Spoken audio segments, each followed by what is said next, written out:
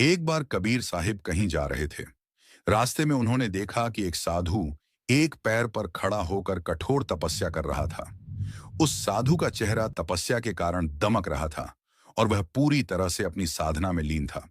कबीर साहिब ने उनके पास जाकर पूछा, हे साधु, आप यह क्या कर रहे हैं? साधु ने गर्व से उत्तर दिया, मैं तपस्या कर रहा हूं। कई सालों से एक ही पैर पर खड़ा हूं ताकि ईश्वर को पा सकूं। साधु का यह उत्तर सुनकर कबीर साहिब मुस्कुराए और उन्होंने उन्हें समझाते हुए कहा, भाई, तुम यह शरीर को कष्ट देकर क्या कर रहे हो? क्या तुम जानते हो कि एक सच्चे सत्संग की ताकत क्या होती है? फिर उन्होंने अपना प्रसिद्ध दोहा सुनाया, सत्संग की आधी घड्डी तप के वर्ष हजार, तो भी बराबर है नहीं।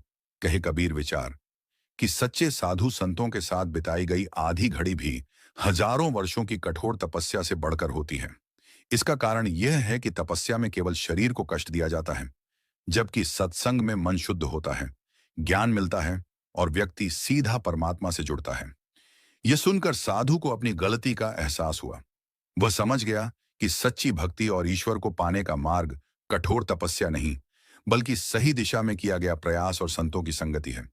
उसने अपना तप छोड़ दिया और कबीर साहिब के साथ सत्संग में शामिल हो गया।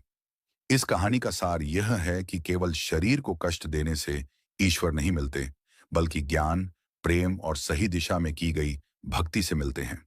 और यह सब हमें सच्चे संतों की संगत यानी सत्संग से प्राप्त होता है।